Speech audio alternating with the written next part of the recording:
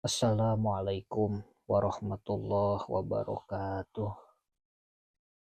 Bismillah, alhamdulillah, wassalatu wassalamu ala rasulillah wa ala alihi wa ashabihi wa mawalah amma ba'du. Kamari urang beres ngajelaskeun bab mubtada jeung khobar. Dina ieu kasempatan urang sarerea ngalajengkeun kana bahasan khobar teh kabagi kana dua bagian. Wal khobaru jeung ari khobar kismani eta dua bagian. Mufrodun tegesna khobar mufrod. Wa ghairu mufrodin jeung khobar ghair mufrod. Fal mufrodu mangka ari khobar mufrod. Nahwu eta contona Zaidun ari Zaid eta qaimun anu nangtung. Wa Zaidani jeung ari dua Zaid eta qaimani anu nangtung duanana. Wa Zaiduna jeung ari Zaid loba eta qaimuna anu nangtung ieu Zaiduna. Jadi nu rek dibahas dina ieu kasempatan teh bab khobar.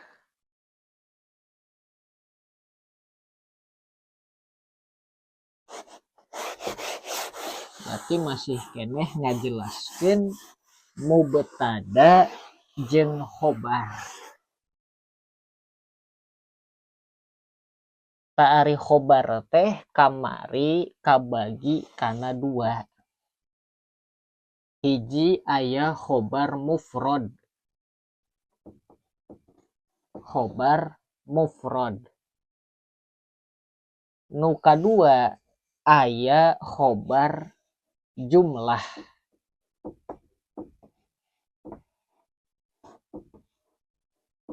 Kadua khobar jumlah. Ta ieu khobar jumlah sok dingaranan ghair mufrod.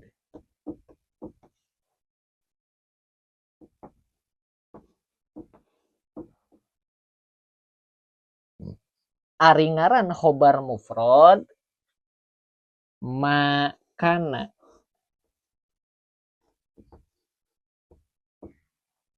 jumlatan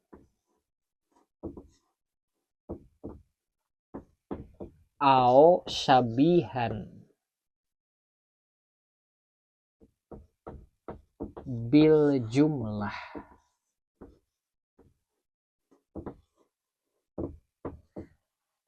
Ari ngaran khobar mufrod teh makana jumlatan.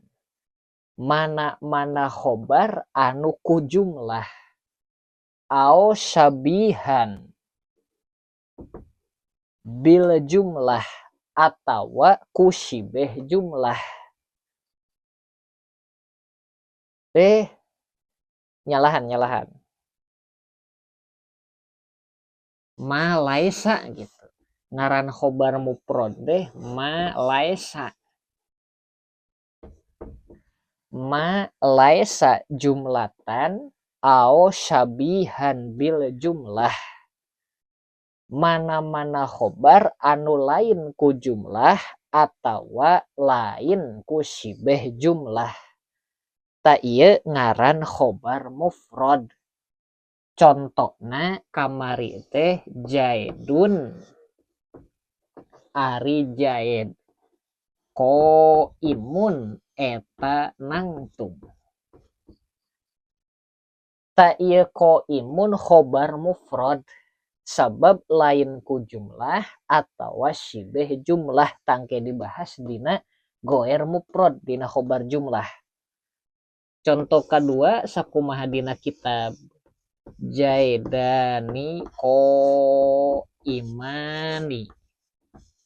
Zaidani ari dua Zaid ko imani eta nangtung dua nana ieu khobar mufrad sabab ko imani lain jumlah jeung lain shibeh jumlah.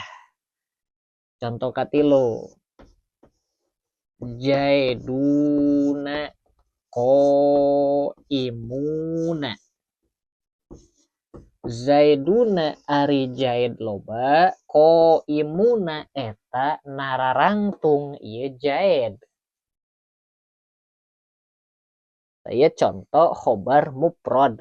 Tah ieu nu rek dibahas.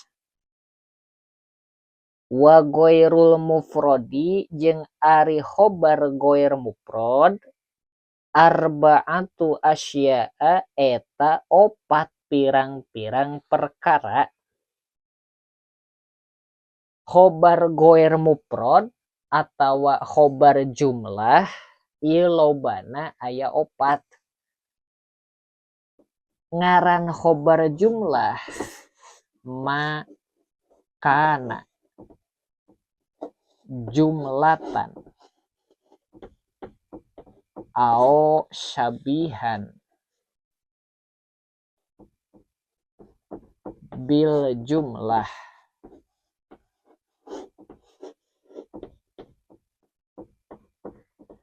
Ngaran khobar jumlah teh mana khobar kana anu kabuktiana eta khobar jumlatan ku jumlah au syabihan atawa kabuktiana eta khobar teh ku kalimah anu nyaruaan bil jumlati kana jumlah. Jadi ngaran khobar jumlah teh mana-mana khobar anu ku jumlah atawa ku shibeh jumlah.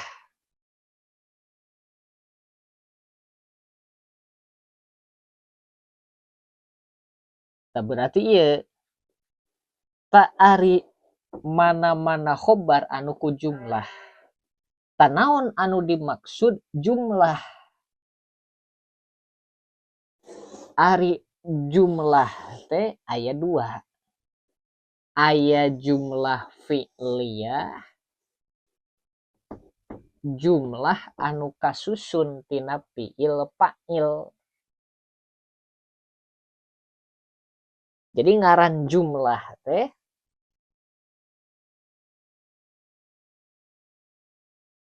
anu kasusun tina fi'il fa'il eta disebut jumlah fi'liyah. Aya anu kasusun tina mubtada khobar ta ieu disebut jumlah ismiyah. Jadi ngaran jumlah teh kabagi dua. Aya jumlah anu kasusun ku fi'il fa'il, aya jumlah nu kasusun ku mubtada khobar. Contoh jumlah nu kasusun tina fi'il fa'il.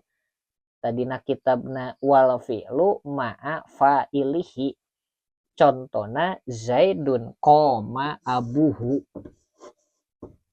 Zaidun koma abuhu. Zaidun ari Zaid. Eta koma geus nangtung. Saha abuhu bapakna ieu Zaid. Zaidun ari Zaid. Eta koma geus nangtung. Saha abuhu bapakna ieu Zaid. Zaidun tarkibna jadi mubtada. Kayak apal ti mana? Ieu Zaidun tarkibna mubtada. Cokot cara gampang pikeun anu kakara ngambah kana ilmu nahwu. Di mana aya logat ari ieu tarkibna teh mubtada. Zaidun ari Zaid tuh aya logat ari. Berarti ieu mubtada. Zaidun tarkibna naon? Mubtada. Naon ari ngaran mubtada? Balik deui ka nu kamari. Ngaran mubtada teh wahual ismul marfu'u al-ari anil awamili alafziyati. Isim anu dirofakeun anu disepikeun tina amil bangsa lapad. Zaidun kalimah isim lain. Zaidun kalimah isim lain. Kalimah isim Zaidun. Naon ciri isimna? Tanwin. Nah, aya sabaraha hiji kalimah aya sabaraha hiji ciri isim? Aya 5. Hiji khopad, JR tungtung. Nu kadua tanwin. Nu katilu alif lam. Nu kaopat harap khopad.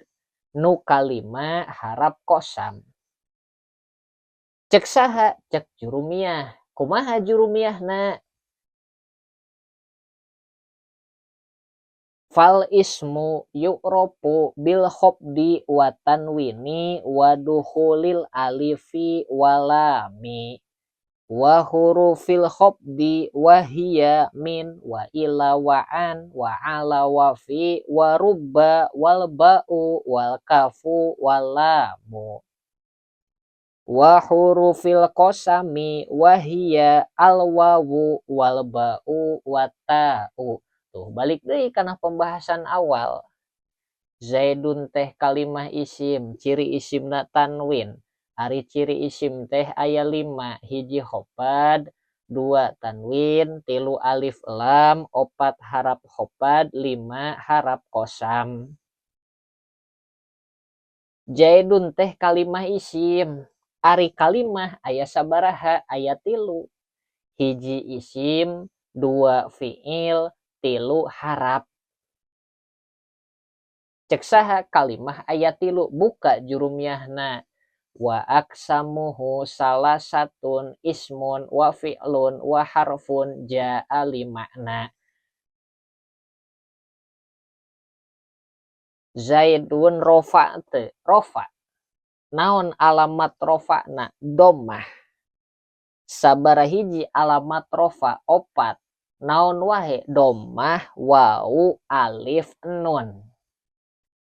Naon sababna? Zaidun di alamatan rofa ku dhammah sabab isim mufrad. Zaidun teh isim mufrad tuduh kana hiji. Naon ari ngaran isim mufrad? Balik deui wa huwa ma laisa musannan wala majmu'an wala mulhaqon bihima wala minal asma'il khamsah. Artina mana-mana kalimah anu lain tasniah, lain jama, jeung lain mulhaqna tina tasniah jeung jama, jeung lain sawarehna tina isim 5. Zaidun tuduh kana hiji, teu tuduh kana 2, teu tuduh kana 3, tuduh kana hiji, tah ieu isim mufrad. Nalika rofa, alamat rofana ku dhammah. Pangna Zaidun di alamatan rofa ku dhammah sabab isim mufrad. Cek saha? Alamat rofa aya 4. Cek jurumiyah. Li raf'i arba'u alamatin ad-dhammatu wal wawu wal alifu wan nunu. Tah, alamat rofa aya 4. Dhammah, waw, alif, nun. Naon sababna Zaidun di alamatan rofa ku dhammah? Sabab isim mufrad. Sabaraha hiji nu di alamatan rofa ku dhammah? Aya 4. Hiji isim mufrad, 2 jamak taksir, 3 jamak muannas salim, 4 fiil mudhari anu can kaantelan naon-naon dina akhirna. Cek saha? Cek jurumiyah. Kumaha jurumiyahna? Fa amma dhammatu fatakunu alamatan li raf'i fi arba'ati mawadi'a fil ismil mufradi wa jam'i taksiri wa jam'il muannasi salimi wa fi'lil mudhari'i alladzi lam yattasil bi akhirihi syai'un. Balik deui kana bab i'rab. Maka di mana can paham kana bab i'rab, tang tuh hese engke kana struktur kalimah kana bab narkib. Ta'ari Zaidun teh mubtada. Lamun dina bahasa Indonesia mah Zaidun mubtada teh ieu disebut subjek. Nah, iya mulai ya. Koma eta koma geus nangtung. Saha abuhu bapakna ieu Zaid. Tah aya logat eta. Berarti ieu koma teh tarakibna jadi khobar. Da aya logat eta. Naon ari ngaran khobar? Wa huwal ismul marfu'u al musnadu ilaihi, hartina isim anu dirofakeun anu disarandekeun kana mubtada. Koma abuhu ropa teu heula. Ari khobar kabagi sabaraha bagian? Aya 2. Nu kahiji khobar mufrad, nu kadua khobar jumlah. Tah ieu koma abuhu khobarna teh khobar jumlah. Naon sababna geuning bisa khobar jumlah? Sabab ieu khobar kasusun tina fiil jeung fa'il, mata kudu paham bab fa'il. Sabab ieu koma abuhu teh fiil jeung fa'il disebut jumlah fi'liyah. Di mana-mana khobar ku jumlah, maka eta khobar teh disebut khobar jumlah atawa sok dingaranan khobar goer mufrad. Tah ieu koma abuhu ku jumlah, jumlahna jumlah fi'liyah. Koma kalimah naon? Koma teh kalimah fi'il. Fi'il naon? Fi'il madi. Ari fi'il madi tungtungna teh difatahkeun koma. Di mana aya fi'il kudu boga naon? Kudu boga fa'il. Ari fa'il aya sabaraha? Aya 2. Hiji fa'il isim dzohir, nu kadua fa'il isim dhamir. Tah ieu koma fa'ilna teh lapaz abuhu. Koma geus nangtung. Saha abuhu bapana Zaid. Tah ieu logat saha. Tah berarti ieu teh fa'il. Abuhu fa'il tina koma. Abuhu. Ieu abuhu jadi fa'il. Naon ari ngaran fa'il? Wa huwal ismul marfu'u al madzkuru qablahu fi'luhu. Hartina isim anu diropakeun anu dicaritakeun samemeh eta isim fi'ilna. Ieu abuhu samemeh lapad abuhu teh aya fi'il lapad koma. Tah ieu abuhu kalimahna isim. Naon ciri isimna? Tanwin atawa idofat. Tah ieu abuhu teh asalna mah abun. Engke dina isim 5. Abu ropa teh. Abu ropa teu. Koma geus nangtung. Saha abuhu bapa ieu Zaid. Bapana ieu Zaid. Tah ieu abu ropa teu. Ropa. Naon alamat rofana? Tah lamun ditanya alamat rofa, maka pilih hiji di antara anu 4. Sabab alamat rofa mangan 4. Domah, waw, alif, atawa nun. Tinggal pilih antara eta domah, waw, alif, nun. Tingali abuhu. Berarti nu aya teh waw. Tah berarti alamat rofana teh ku waw. Naon sababna? Abuhu dialamatan ropa ku waw. Sabab isim 5. Ari isim 5 teh abuka, ahuka, hamuka, fuka, zumalin. Tingali dina bab i'rob. Kudu kapaham bab i'rob. Ieu abu pangna dialamatan ropa ku waw teh sabab isim 5. anu di alamatan ropa ku wau nu kahiji.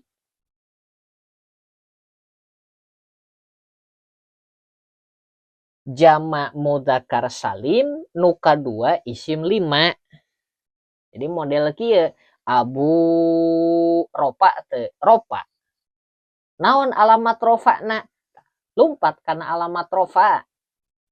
Jadi si pikiran orang teh lumpat nginget-nginget alamat rofa. Alamat rofa teh aya 4.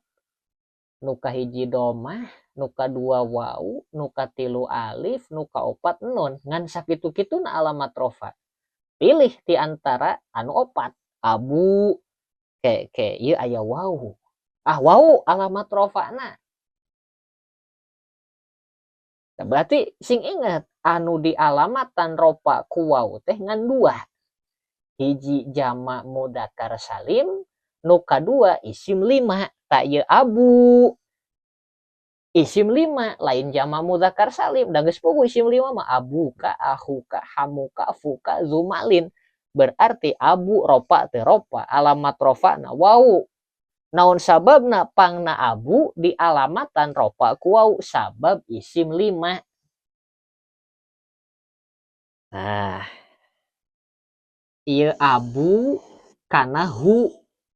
Abu kana hu. Ieu tarkib anyar. Abu kana hu. Disebutna mudhof ilaih. Jadi 2 kalimah gitu. Dihijikeun jadi hiji. Itulah gampang-gampang nama. Yang model kieu sakit gigi ta eta teh sakit jeung gigi dihijikeun jadi hiji. Sakit gigi ta eta disebutna mudhof ilaih bab idofat. Ta ieu abuhu bapakna Zaid. Bapakna Zaid tuh 2 kalimah dihijikeun jadi hiji. Tah ieu tarkibna teh mudhof ilaih. Jadi abu kana hu gitu. Meh gampang. Abu kana hu tarkibna jadi naon? Mudhof ilaih. Tah ieu abu disebutna mudhof. Ieu hu disebutna mudhof ilaih.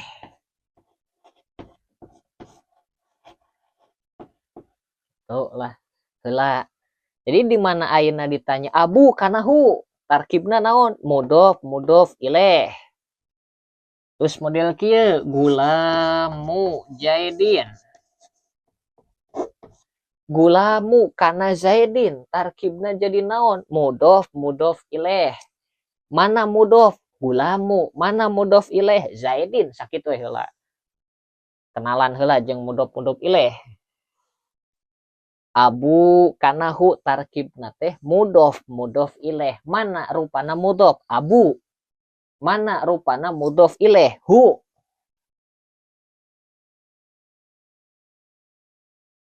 Jawab sakitu heula bab mudhof ilaih. Kege kapangih deui. Papangih deui jeung mudhof ilaih. Tah ieu koma abuhu ieu teh jumlah fi'il fa'il. Disebut jumlah fi'liyah, fi'ilna lapad koma, fa'ilna lapad abuhu. Ta ieu abu nu jadi fa'il. Nu jadi fa'ilna teh abu. Abuhu. Ta ieu abu disebut mudhof, hu disebut mudhof ilaih. Sajumlahna abuhu mudhof ilaih ieu teh fa'il tina lapad koma. Sajumlahna koma abuhu fi'il jeung fa'il ieu teh khobar tina lapad Zaid. Ta ieu disebut khobar jumlah. Ta ieu hu disebut isim dhamir.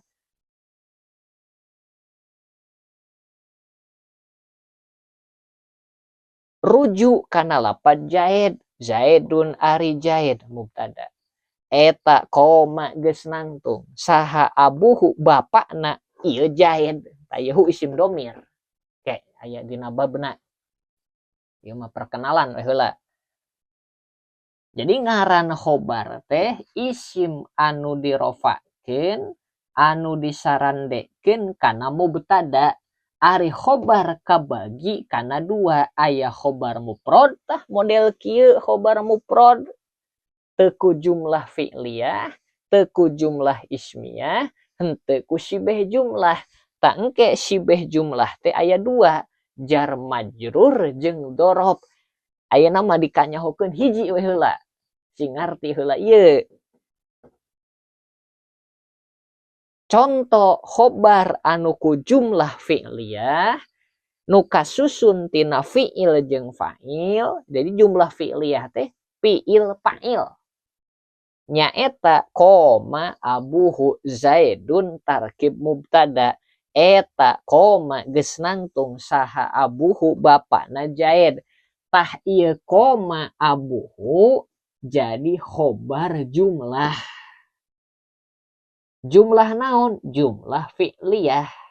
Sabab kasusun tina fi'il lapad koma, fa'il lapad abuhu.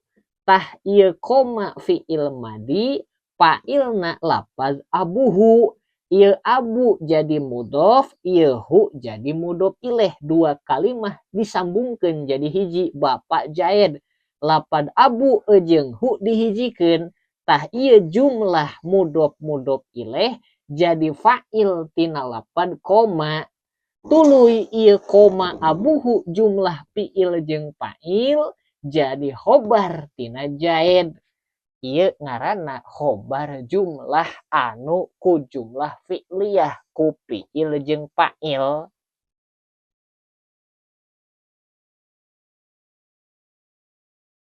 Contoh deui hiji deui.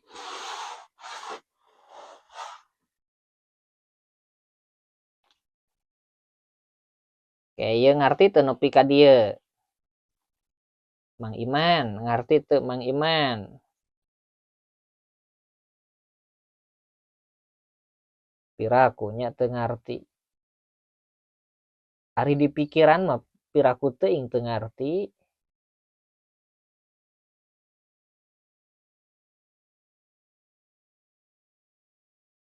Contoh deui Amrun. Ari Mang Umar. Eta sarua we. Koma geus nangtung saha ahuhu dulurna ieu Umar. Saya bari diajar ngalogat Amrun ari Mang Umar. Mubtada. Ta ieu jadi ciri lamun aya logat ieu mubtada.